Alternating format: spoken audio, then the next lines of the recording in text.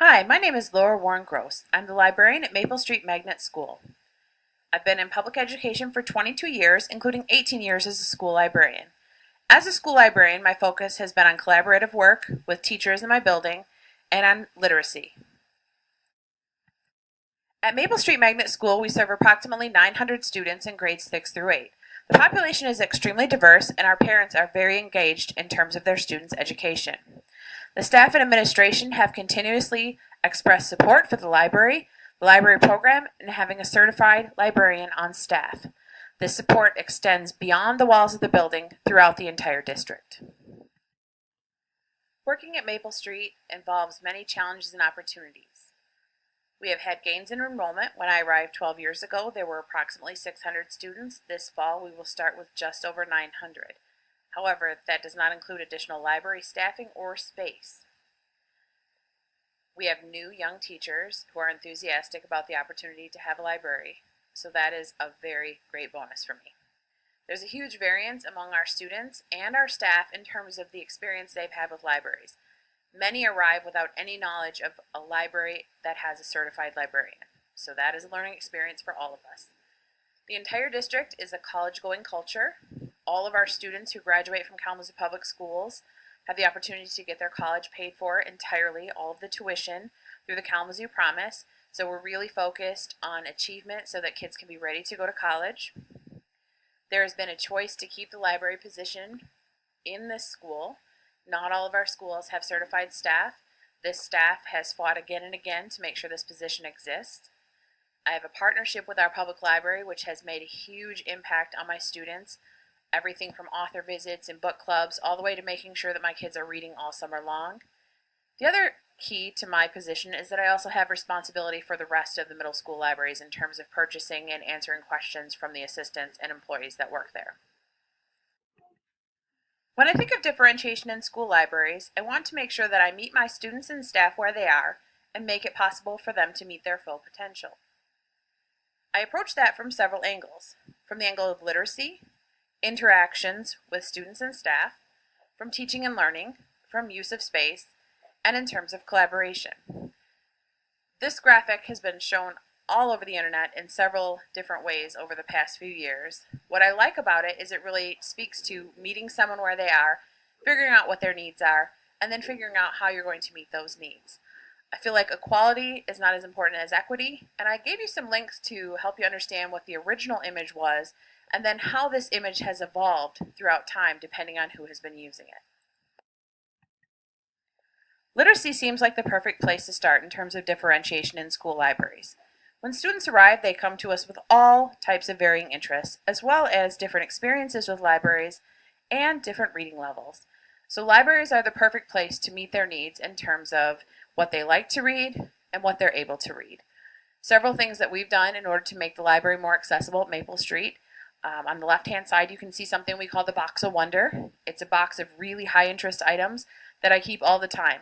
If a student is struggling to find something, they're always welcome to shift and sort through that box and see if maybe something I thought was interesting this week while they're visiting might be something they'd like to get their hands on and page through. The second thing I'm really conscious of is to have a wide selection, both in terms of genre and in reading level. I have students who are beginning readers, just starting out learning how to read even though they're in 6th grade, and I have students who are reading higher than high school level. As you can see in the picture on the right, my special collections, such as short stories, graphic novels, books in Spanish, are clearly labeled. Each section of the library has some sort of label to help students understand what they're looking for and how to find it. I also have what's called a private collection. I've worked very hard with the special ed teachers in my building to make sure that there are books that are on the level that students who are beginning readers need, and those books are there and reserved specially for those students. They're books that look like any other book, but they're at a lower reading level. I don't want students to be embarrassed to pick up something, but I want them to be able to easily access and find what they're looking for. Finally, I also have an audiobook collection. That collection has been developed specifically to support curricular needs, but also for students who just enjoy listening to a book. In order to draw students into my space, I wanted to make sure that they were able to discover lots of different books very easily and very quickly.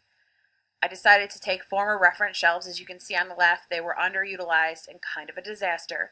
And on the right, I turned that entire area into displays. In fact, students helped me make those displays and remake those displays and remake those displays so that there's always something interesting and different out for students to see the covers of. I like to change the displays quite frequently and hope that they really speak to the different needs of my students.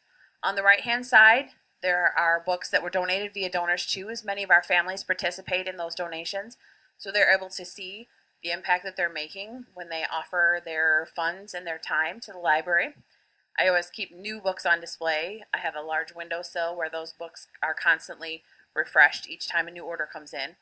And then again, my old reference area is pictured on the left with a display that invites students to participate. Take an emoji and add it to the book that they've read in order to display what they felt when they were reading that book. This really gets my kids, who are huge readers, involved in participating in making the displays and sharing books with other students within the school. Libraries are the perfect place for personalized interactions with students. We do a reader's advisory, which is always differentiated because students come to us with different needs and different interests. Another way is to find out what students like and what they like to do. I noticed in my school that students had buttons. They were on their lanyards, they were on their binders, they were on their backpacks. Piles and tons of different buttons. It made me wonder, what about students who weren't able to afford the buttons or couldn't get to the stores where they were sold? So I put together a Donors Choose project, and now students can come to the library and make buttons that show their own unique individual selves. Teaching and learning is a place where differentiation fits naturally in schools. In our school, we have several sets of protocols that we use so that all students can learn. The first is thinking maps. They offer entry into learning for all of our students. Each one is based on a specific process that we want the students to learn. So if we're doing compare and contrast, they'd use one type of map. There's another one for cause and effect, one for sequencing, for classifying, and so on. So depending on the thinking process, we have students create these maps in order to be more successful in what they're learning. We also use Kagan structures. Kagan structures allow kids with different abilities and different levels to be paired to increase the success of both students. I've included links for the thinking maps and the Kagan programs in case you're not familiar with them. I also do quite a bit of work with our special education teachers. That partnership means a lot in terms of making sure that all students are able to learn within the library. One example of something that might happen with a special ed teacher is that he or she might take the thinking map that we're working from on a particular day and fill in pieces and parts so that the student can follow along. Or he or she might partner up with the student, knowing ahead that the lesson is going to take a little bit of extra work to make sure that that student is successful. The other thing I think is important is that we make sure that we're looking at what students are interested in and teach to their interests. So when I teach research, I use memes, which are a tween and actually teen-friendly way to make sure that students understand the concepts. On the right, you can see a picture of a goal-setting activity. Each student chose a goal for him or herself that met his or her own needs in terms of reading, and then followed through on that goal for the school year. A successful library program recognizes that the purpose of the space changes depending on the needs of the people using it. Our needs always dictate what happens in the library, so we change places for change purposes. Comfort has always been key, and I want kids to have ownership of the space. The teachers I'm working with also have free reign of the spaces and resources. Sometimes that means that I have a huge mess at the end of the day, but it also means that everyone feels like the library belongs to them. Sometimes we get out Chromebooks and iPads and we work on those resources. Sometimes it means reading on the floor. Sometimes it means a class gathering around a teacher and being read to or reading together. Sometimes I work with small groups, or teachers send parts of the class to me if they're doing something and they need just a little bit of extra space and time. So anything that we can do in order to make the space the most welcoming, most friendly, and most comfortable for students is what we do. Collaboration in school libraries looks different depending on the needs of each teacher and his or her students. It might be as small as pulling a variety of books from the lowest reading level to the highest reading level in order to match a project. That's differentiation. It might be as deep as planning an entire school year of library visits week by week, which I did sit down and do with a teacher just a couple weeks ago. It's about meeting the needs of each teacher in order to make sure that he or she has a successful teaching experience within the library. The next couple of slides are pictures that show a project done with one of my teachers. This collaborative experience came from a place where the teacher wanted the students to be able to learn one of our standards, which is to write a hook. She felt, however, that just writing in the classroom wasn't enough. She wondered what would happen if they could share what they were reading with other students while using the skill of a hook. She also wanted to make sure that they had some hands-on experiences. She created a stand that would hold a book and a review card. And then she walked through the steps of creating those stands so that each student within the class was able to create a stand.